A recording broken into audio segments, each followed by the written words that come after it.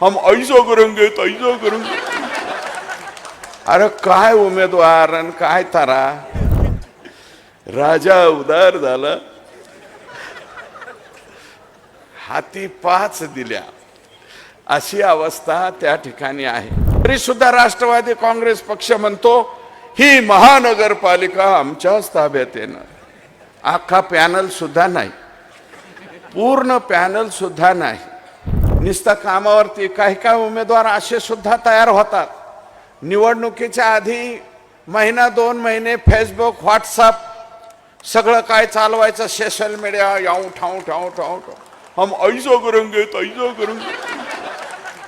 अरे काय उमेदवार आणि काय तारा, आणि हा हमने ऐसा किया ना आता हम तैसा करेंगे। पार हाँगकाँग करून टाकते रुपीनगर, हाँगकाँग पेक्षा सुद्धा मोठ्या बिल्डिंग आमच्या इथं उभा करून देतील।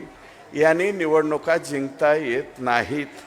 निवडणुकीमध्ये जिंकायला तुम्हाला सांगतो लोकात राहावं लागतं, सुखात राहावं लागतं, दुःखात राहावं लागतं।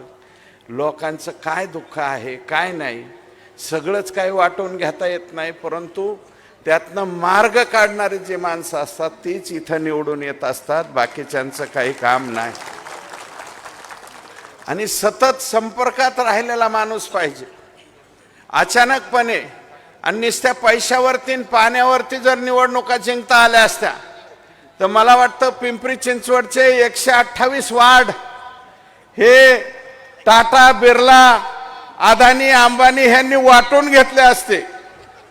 इथं तुझी सून उभा कर, त्या तिकडं माझा जावई उभा करतो, त्याच्या पलीकडं माझी नातसून उभा करतो, असे सगळे माणसं उभा राहिले असते। आणि 128चे 128 माणसं उद्योगपतींच्या तुम्हाला सांगतो घरातले निवडून आले असते।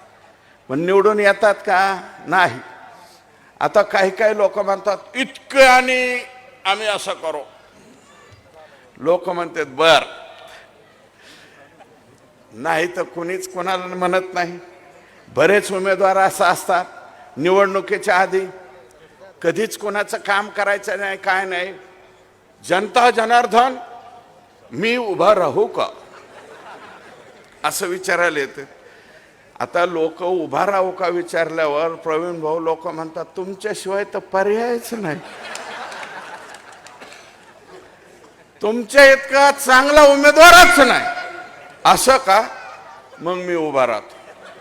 त्याला उभा करतील, त्याचा खर्चा पाणी करतील, तो जे जे म्हणेल त्याला बिलकुल कोणी नाही म्हणत नाही, पण मतदानाच्या वेळेस त्याला मतदानच पडत नाही।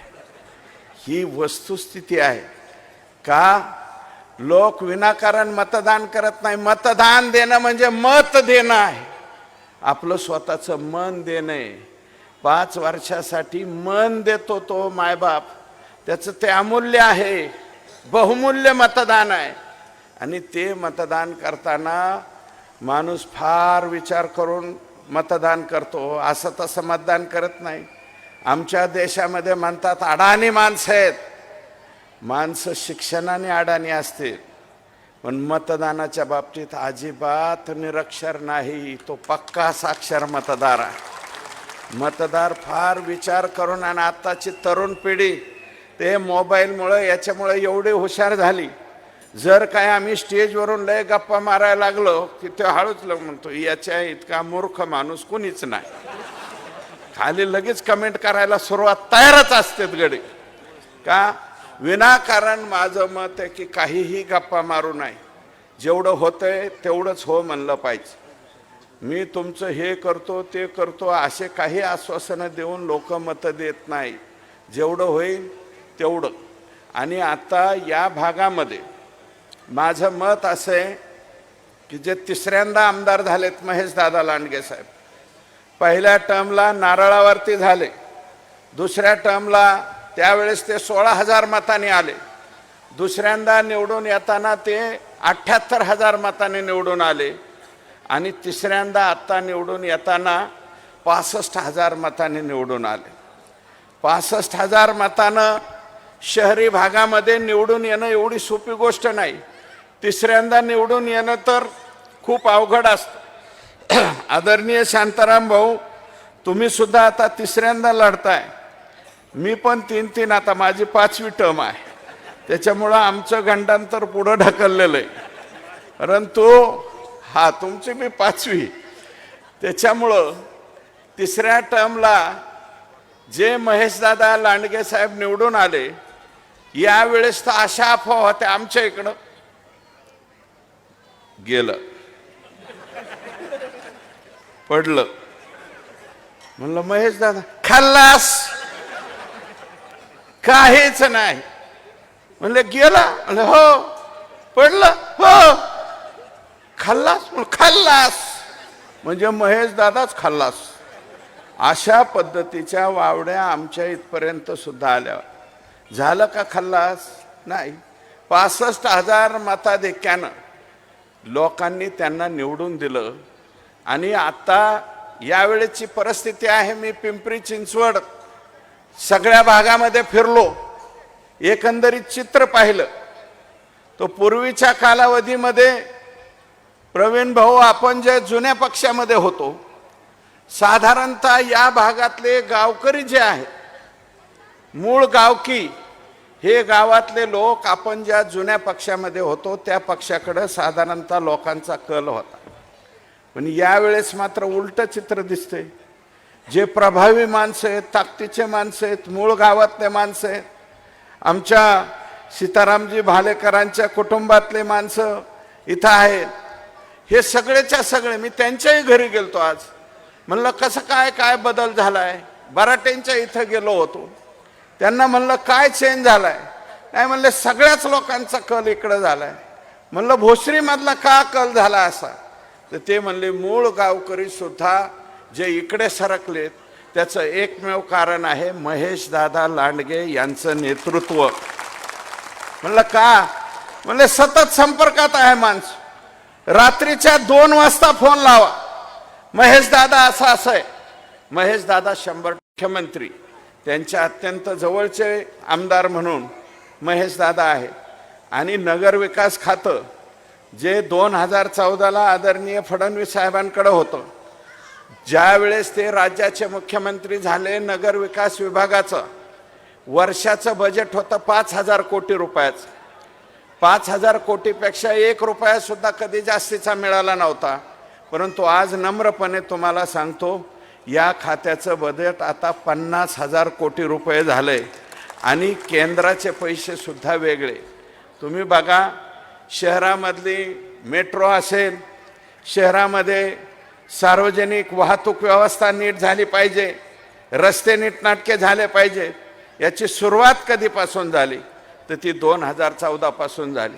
मधल्या कालावधीमध्ये जनादेश लोकांनी दिला.